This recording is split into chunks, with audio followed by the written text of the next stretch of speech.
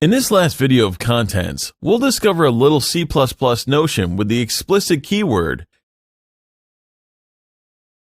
To introduce this notion, I'd like to go back to the syntax used by our cast operators: static cast, dynamic cast, const cast, and reinterpret cast. We saw that we had a keyword, a little syntax between with the chevron, which we will learn about tomorrow, followed by the expression we wanted to cast. If we look closely at this syntax, besides the two little chevrons, we have something quite familiar to a function call. I mean that we have the name of the function. Here it's a particular keyword, const cast, dynamic cast, etc. And in the brackets, there is some kind of parameter to send, the expression to cast. This notion, which turns out to be quite close to the functions, will allow to compare it with another syntax we are already familiar with and having close semantics. I'm referring to the constructors. When you construct an instance, you're writing the name of your instance and putting in brackets the parameters you want to pass, if any. And if we look closely, we do have a parameter, a value, which we send to a function, and in return, we have a new value which has been transformed. This allows us to say that constructors are conceptually close to the cast. We can also imagine having a class taking an integer as a parameter for its construction. And when we give an integer, we get an instance of A. That's somehow a conversion from an integer to A. We realize that our constructor is somehow the opposite of what we saw in the previous video on cast operators. We would be able to take an instance and recast it to the type we want. Here, we have the opposite action somehow. With that in mind, you have to know that C++ allows systematically implicit casts of an expression wherever it is in the code. This will have an interesting particularity. Now let's open some code to illustrate all of this.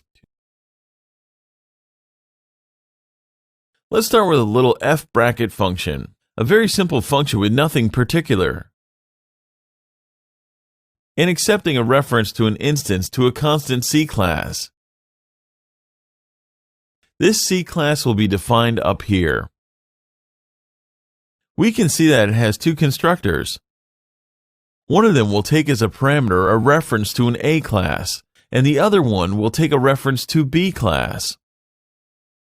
For now, I'll ask you to ignore the explicit keyword here. As you can see up here, the A class and the B class are random and don't have anything interesting. Here the A and B classes will just follow to have different types and have either an A class or a B class constructor. But what matters here is the fact that whether we use an A class or a B class to construct our C class, we do get an instance of the C class.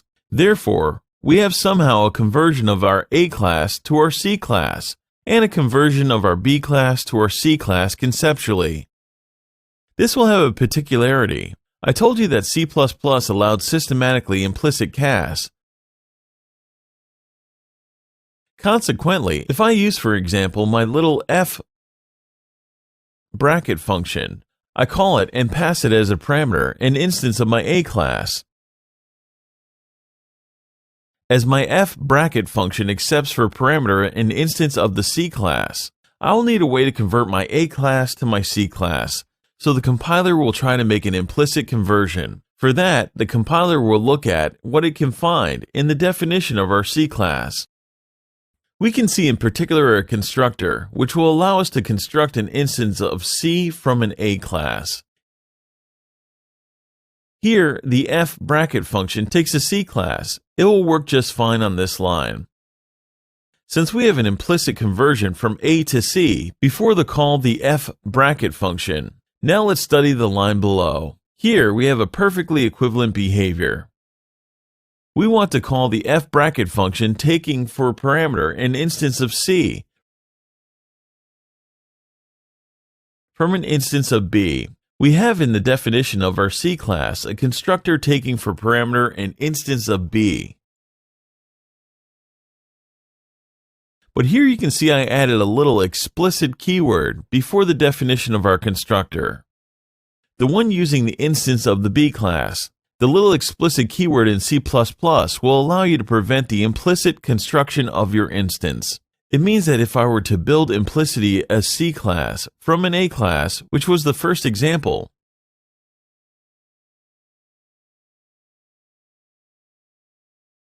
it would work since the constructor isn't marked as explicit. However, this constructor, the one taking an instance of the B as a parameter, is explicit. Therefore, the compiler will refuse to compile this line here, the B instance, to create the C instance, since we must explicitly use this constructor and not implicitly as on this line. So here the constructor is implicit, therefore we can't use the construction. To make it work, we need to construct a C instance first from a B instance, then pass this instance to C as a parameter to our F function. But making an implicit construction using an implicit conversion won't work, since we have our little explicit keyword. That's it. This is an extra C++ notion. It's not a huge deal if you don't keep that in mind, but there are cases where it can be interesting. In these cases, you can choose which one of your constructors may be used implicitly in the case of an implicit cast, and which constructor may not, which means that you need to construct explicitly an instance before passing it as a parameter where necessary. That's the end of our little series of videos on C++ casts. I'll see you in a moment for the conclusion of this video series. See you.